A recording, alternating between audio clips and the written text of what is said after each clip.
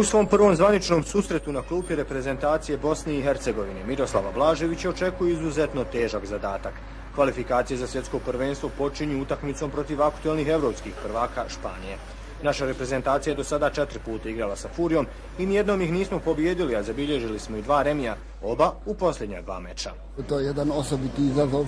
Nemam moji dečki prigodu da svako toliko igraju protiv reprezentacije koja je komponirana od igrača Barcelone, Real Madrida i koja uostalom je prva reprezentacija svijeta na FIFA-inoj rang listi i zvanični su prvaci Europe. To su uistinu sve jedni dodatni motivi koji će sigurno pozitivno motivirati moje igrače i nipošto, vidjet ćete, ih neće impresionirati.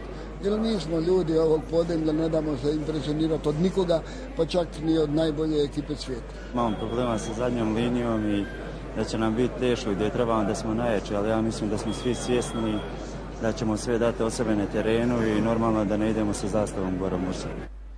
Utakmica sa Španijom igra se u subotu u 22 sata uz direktan prenos na televiziji Bosne i Hercegovine, a Miroslav Blažević je u svom stilu poručio gledaocima. Klanjajte, molite se Bogu za nas, jer će nam Božja pomoć trebati takako.